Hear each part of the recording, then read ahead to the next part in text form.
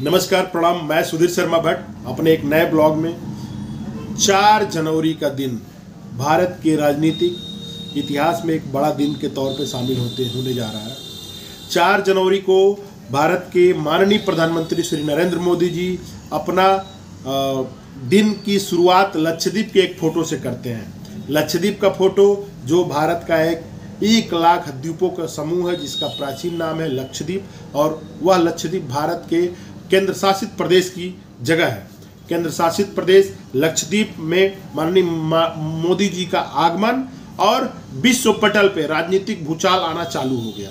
आपको बताते चलें कि आप काफ़ी दिनों से मालदीव और लक्षद्वीप को लेके एक बहुत ही घटना को देखते जा रहे हैं, जो हमारे व्यापार और हमारे व्यापारिक साथियों के साथ साथ हमारे जो पड़ोसी देश हैं उससे बिगड़ते हुए रिश्तों की एक झलक भी देखी जा रही है। इसको तौर पे आपको बताते चलें कि मालदीव एक एशिया का सबसे छोटा देशों में है, मात्र 5 लाख की आबादी है, और यह घटना आज से 2 साल पहले चालू हुई है कि मालदीव जो भारत का बहुत ही करीबी और सबसे साझीदार, अच्छा साझीदार के तौर पे जाना जाता है, अब भारत से बिगड़ा सा अपना व्यवहार रखने लगा है। उसको फल भी मिलेगा, प्रतिफल भी मिलेगा। अब वह पाकिस्तान के जैसे भारत के टारगेट सूची में आ गया है और भारत उसको सबक सिखाना भी चालू कर दिया है। आपको बताते चलें कि वर्तमान राष्ट्रपति मोइजू का राष्ट्रपति चुनाव लड़ना ही इस नारे के साथ था कि इंडिया आउट। इंडिया अपना वहाँ पे कुछ सैनिकों को जो मालदीव के मांगने पे ही दी गई है, करीब 72 की संख्या में भारतीय इंडियन आर्मी के सैनिक वहाँ उपलब्ध हैं जो मालदीव की रक्षा करते हैं और उसके साथ साथ भारत के सामरिक महत्व की चीज़ों पे भी ध्यान देते हैं। आपको बताते चलें, मोइजू सरकार बनने के 2 महीने के अंदर ही मोइजू सरकार ने अपने जनता से वादा किया था कि मैं सारे इंडियन को यहाँ से बाहर निकाल दूंगा। जैसे ही मोइजू सरकार बनी वैसे ही उन्होंने इस बिल पे साइन किया कि सारे इंडियनों को बाहर निकाला जाए। चूँकि 2 महीना बीत चुका है लेकिन अभी कोई भी भारतीय सैनिक वापस देश को नहीं आया है।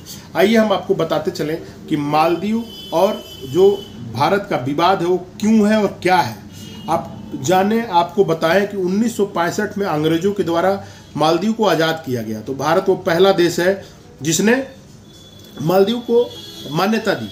आपको बताते चलें कि सन 1969 में भारत ने अपना जो राजनीतिक कार्यालय थी, जो एम्बेसडर कार्यालय था, उसने 1969 में ही खोल दिया।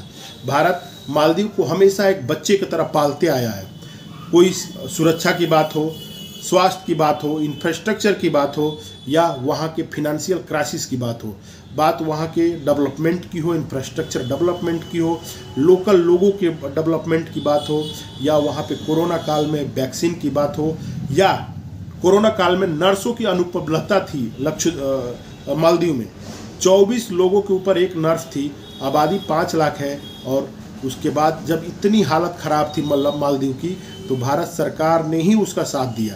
आपको बताते चलें कि भारत उसको एक ड्रोनियर विमान भी दिया है जो कोस्ट गार्ड के तौर पे काम करता है, और एक आइलैंड से दूसरे आइलैंड जाने के लिए भी इस ड्रोनियर विमान का उपयोग लक्षद्वीप मालदीव गवर्नमेंट करती है।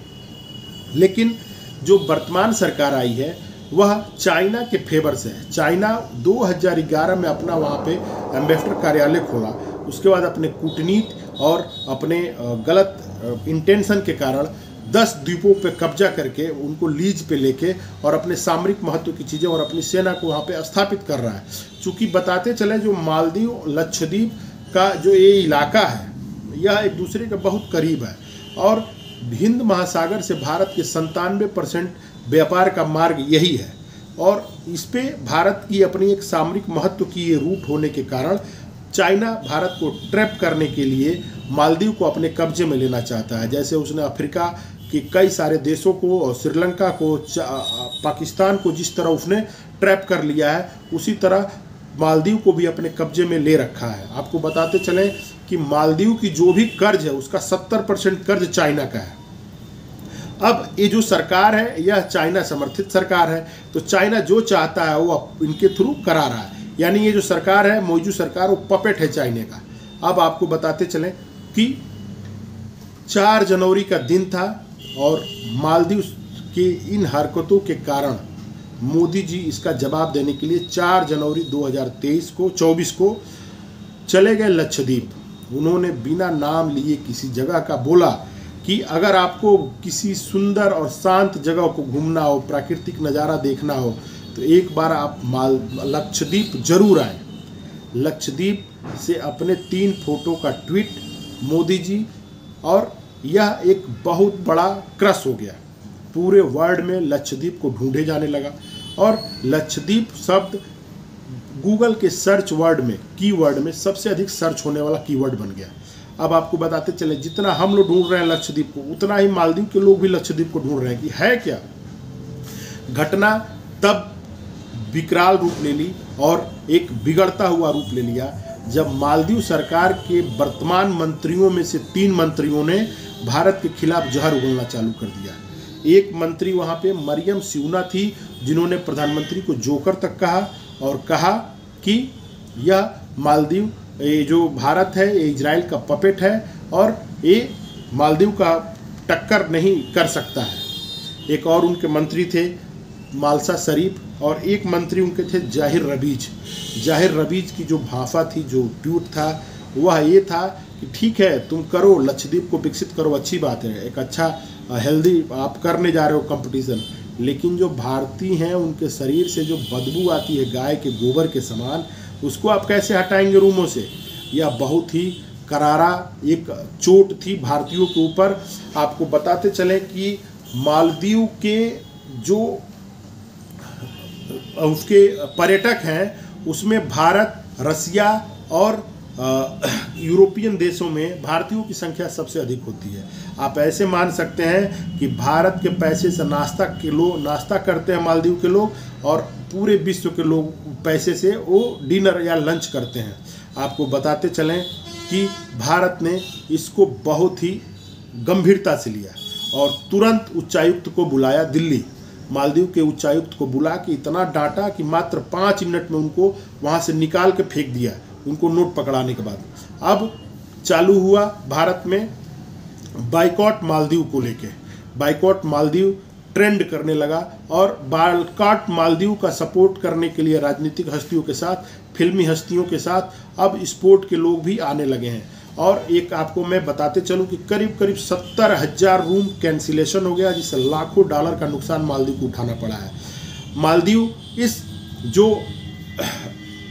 जो बवाल खड़ा हुआ, इसको शांत करने के लिए चाइना भागा और चाइना से भी उसको डांट पड़ रही है। अभी खबर आ रही है कि मालदीव के वर्तमान राष्ट्रीय मौजू भारत आके माफ़ी मांग सकते हैं, क्योंकि संसद ने भी एक बिल पास कर दिया है जिसमें उनको माफ़ी मांगने के लिए बोला गया है।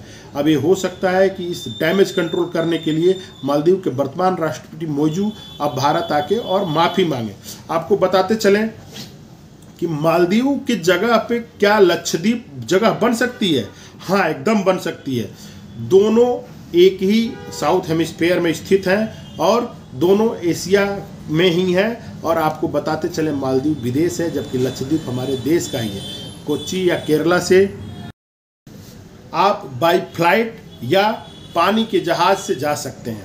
आपको बताते चलें कि मालदीव के तुलना में काफ़ी सस्ता है और हूबहू मालदीव के जैसे ही लक्षद्वीप है, उतना ही सुंदर और सफ़ेद बालू के किनारे हैं समुद्र के, उतना ही नीला पानी है, वैसे ही वहाँ पे सारे द्वीप हैं और पर्यटकों के लिए उतना ही व्यवस्था है। आपको बताते चलें कि सरकार के इस एक्शन से और बाइकॉट मालदीव का असर ये रहा कि ताज ग्रुप वहाँ पे 2 अपने 5 स्टार होटल बनाने जा रही है और लाखों लाख टेंडर बेसिक इंफ्रास्ट्रक्चर के लिए डेवलप होने जा रहा है।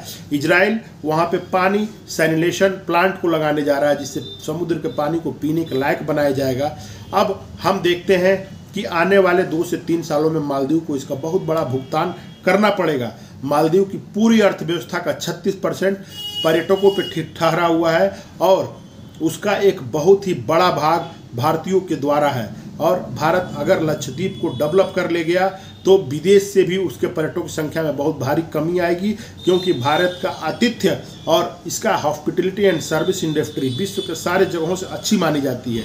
अब गवर्नमेंट और मोदी सरकार इस पे लग गई है लक्षद्वीप के जो केंद्र शासित प्रदेश होने के कारण जो उसके अभी करंट में प्रशासक हैं प्रफुल्ल पटेल जी, वो इस मोदी जी के यात्रा से काफ़ी खुश नज़र आ रहे हैं और वहाँ के लोगों में भी काफ़ी उत्साह है। सारे बेसिक इंफ्रास्ट्रक्चर के साथ साथ एक पर्यटन जगह में क्या होना चाहिए, ये सारी चीज़ें उनके देख रेख में डेवलप की जा रही है। और प्रफुल्ल पटेल जी जो वहाँ के इंस्ट्रक्टर हैं वह बोल रहे हैं कि गवर्नमेंट 2 से 3 सालों में इसको मालदीव से भी अच्छा डेवलप कर ले जाएगी। अब हम उन दिनों का इंतज़ार करते हैं कि मालदीव अपने इस गलतियों को सोच के रोते हुए कब दिख रहा है। इसी के साथ ये मेरा ब्लॉग ख़त्म हो रहा है। आप सभी को मेरा नमस्कार।